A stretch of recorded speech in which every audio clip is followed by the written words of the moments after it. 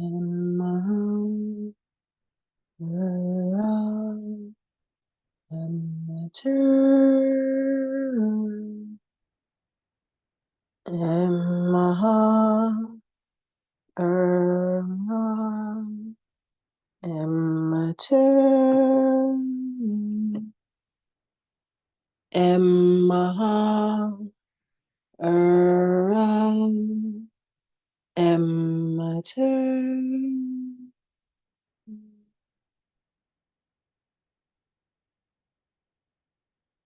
Om Hete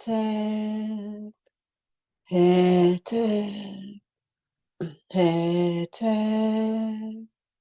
Hete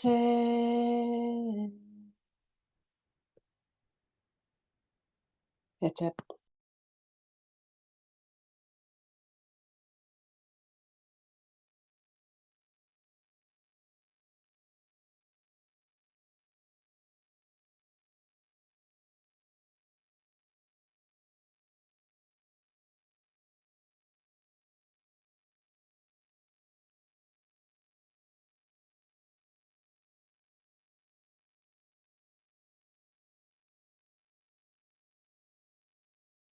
Good job. Greetings, everyone. Before we begin, I would just like to make the announcement for our upcoming discourse on the mysteries of Tutankhamun. This presentation will be on September 10th from 6 to 8 p.m. And we will cover the what is commonly referred to as the tomb of Tutankhamun. We'll do a study of the spiritual philosophy of the tomb, and also we'll do a study of some of the spiritual artifacts that were found in the tomb, and then we're going to have a great reveal of the throne chair, the actual throne chair that he sat on, and the everything behind that. And I think this is a very important presentation because of things that are put out on the internet, etc. Like, for example, I saw someone put out a photograph of the mummy of Tutankhamun on Facebook, and that's something that I would not do, because, as you know, for people who have been taking our classes and people who are in the AEM class and the Sunu, you know that the mummy is a sacred object. Actually, it's a metaphysical object, and these are sacred things, and they should be treated as such. And so we're going to cover all of that to bring some clarity to the personality and the spiritual philosophy that the personality follows. There's another thing. I saw also someone said that he was a spoiled brat little kid. It's kind of humorous because if you impose a kind of modern day idea on what is presented to us, it doesn't work, and people make foolish statements, etc. This is a picture I took of a statue of him in the Cairo Museum, and you can see they left the face it's made of wood, so they left the face in the wood color. Might have been stained a little bit to make it a little darker. You can see the implements are in gold, and he has an interesting hairstyle. So I went back and I tried to figure out what this hairstyle was, and this is a hairstyle that is found in the present day country that is referred to as Namibia in South Africa, in the southern portion of Africa. And we know that the ancient Egyptians, the original inhabitants before that, the mixture of other cultures and everything, migrated from the south of Africa. There were Black Africans that migrated from the south and built the great civilization that they share with humanity. And so I have one little thing to show you before we go to the main teaching for today.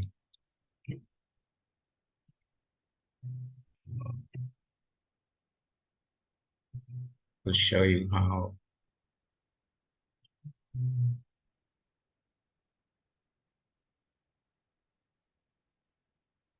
yeah, here it is.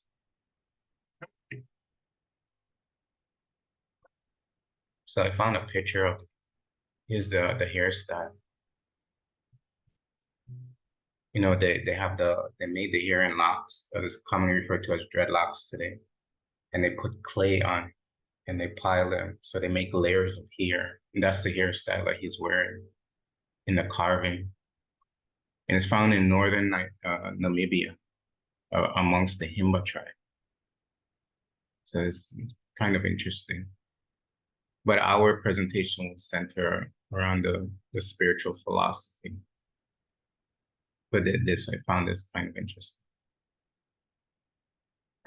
Okay, so now let's go to, so yeah, September 10th, and you can sign up for it on our website. You can go to Sehu Kepra on Facebook. And it's a very important presentation because it will go to the heart of the, you know, people say he was a boy king, he died early, all this kind of thing. And we're going to show something different, something more profound, something very powerful. Okay, so let's go now to our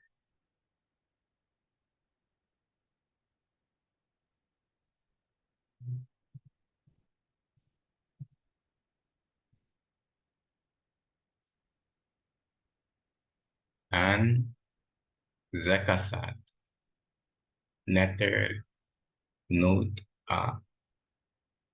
So they're primarily 42, but they're actually more than 42. But here Sebai collected like most of them. But in any one text, 42 are listed. I have not belittled, mocked, or denigrated the local divinity of my town.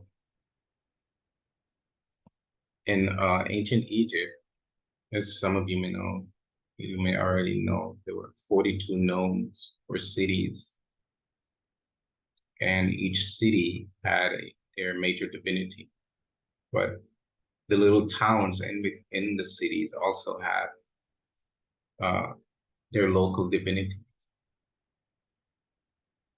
And this comparing of divinities and denigrating of divinities was highly discouraged because of the nature of divinity itself and the profound ignorance in belittling a divinity,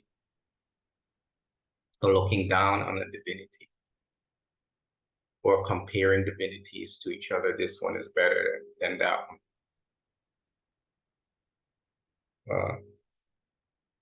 And it's human nature to be competitive. I would say animal human nature to be competitive and to be and to compare things and try to prove which one is better. So this kind of precept is designed to curb that kind of animal propensity or animal quality of the human entity. And the reason why is because all of the divinities are essentially modifications of each other. And they all are derived from the same supreme, divine, transcendental source. So it's like you trying to, in a healthy family, trying to say that one brother is better than the other when they both help. They may do it in different ways, but they do different things, or sisters fighting against each other, things like that. It's kind of insanity if you've come from the same source. And all of the divinities are derived from the same source. In fact, everything is a divinity, including yourself. But for the human person, the idea is to go beyond your humanness, to discover what you truly are.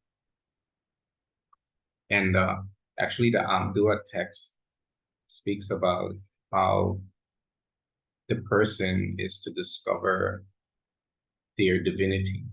Like you have to go through a process where you leave off your humanness and discover that you are divinity. You realize that you're not human at all. Your human nature is sort of an optical illusion that you have placed on yourself for the purpose of worldly experience within the realm of time and space. And since time and space is illusory, your notion of yourself as a human being is a delusion. And human beings act out of that delusion. In fact, they think through that delusion. What I mean by that is that the pattern that creates the delusion, the impetus for that, is held in the unconscious mind. And so you filter through the unconscious to create the delusion that you're calling human life. And since you're filtering your humanness through the impure unconscious, then human beings impute that humanness onto divinities. And that's how you can have, how you can have, like in a Western tradition, God being angry and jealous. And how can God be angry and jealous of itself? Yeah, that would be some kind of serious psychological schizophrenic